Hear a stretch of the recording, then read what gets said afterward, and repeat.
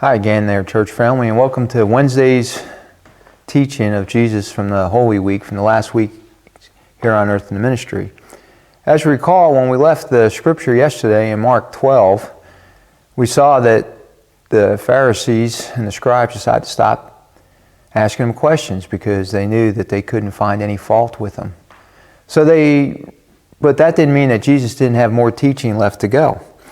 And we find in chapter 13 of Mark, we find a lot of teaching, particularly about the end times from Jesus. Now this is often referred to as the Olivet Discourse, or sometimes is even referred to as the Little Apocalypse because of all the end times that Jesus was talking about. And just in the first couple of verses here, in verses 1 through 2 here, verses 1 and 2, it says, "And he came out of the temple. One of his disciples said to him, 'Look, teacher, what wonderful stones and what wonderful buildings.' And Jesus said to him, 'Do you see the great building?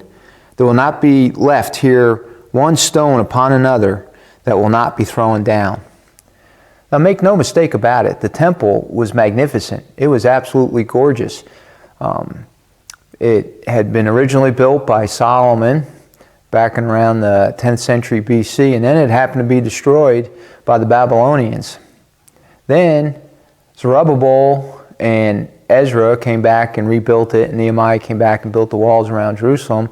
But the people who would remember the old Solomon temple always would complain that it just wasn't very good. But then when Herod took over as the king of Israel, he poured a lot of money into the temple, and he rebuilt it completely and magnificently, and started around 19 BC. In fact, it wasn't really ever even complete until around 63 AD. But again, it was just phenomenal. But for as much as people enjoyed the temple and looked at it, and it was huge, it was some 35 acres worth of area, Herod had to increase the size of the mountain in order to fit it all up in there. Of course, Herod was really doing it for commerce sake. But people would look at that building, and again, it had gold inlay, and there was gold plates on it, and so it would shine in the evening sun, and you could see it from all over. But yet, Jesus said, hey, that temple is going to be destroyed.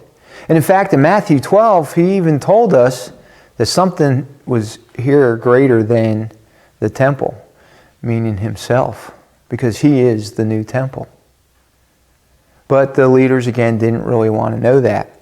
Now, coincidentally enough, and not that I believe in coincidence, because God is not a God of coincidence, but in AD 70, approximately 40 years after this time, the Romans came in and absolutely destroyed the temple, and they did take one rock and move it from another, and those magnificent building blocks were just tossed aside, and that was so that they could get the gold out of it. In fact, the Roman Colosseum was pretty much built off the loot and the treasure that the Romans got from the temple there in Jerusalem. But Jesus has more to say here. In fact, he goes on and he talks about how really things are going to go from bad to worse, and how brothers are going to be against brothers, nations against nations.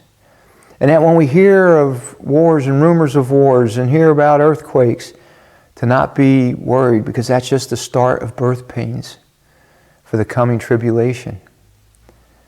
Well, what's our faith lessons out of this? Well, I think the first faith lesson really is that God really has a plan, because Jesus even tells us in Mark 13, don't be deceived, that others will come and they will try to deceive you. So we should know that God has a plan for us. And although we don't know what it is, and in fact, Jesus even tells us we don't know the time of Jesus' second coming. And we're not supposed to. We're just supposed to go about the Father's work until Jesus comes back. Right? We're just waiting for Him. But Jesus will come back, and He will be triumphal in the end. So again, remember that God has a plan. That's what Jesus was telling us. And although things seem like they're getting worse, it's all part of God's master plan. And I think the second thing is that we shouldn't really get wrapped up in buildings. I mean, the churches we have here in Falls City, You know, the Bethel Church, the Barrett Church, the St. Peter's Church, they are absolutely magnificent. And I love coming to each and every one of the buildings. And I enjoy being in them. But you know, they're just buildings. God's kingdom comes where Jesus is and where we're doing the will of God. That's where God's kingdom is. Now, tomorrow, we're not going to have a daily devotional on Thursday, but we will be doing Maundy, Thursday service this evening on the Bethel Facebook page, so please join us for that. And then tune in on Friday where we have another lesson coming from the last week of Jesus' ministry from this Holy Week. Until then, may God's grace and peace go with you. Blessings to all of you. Have a great day.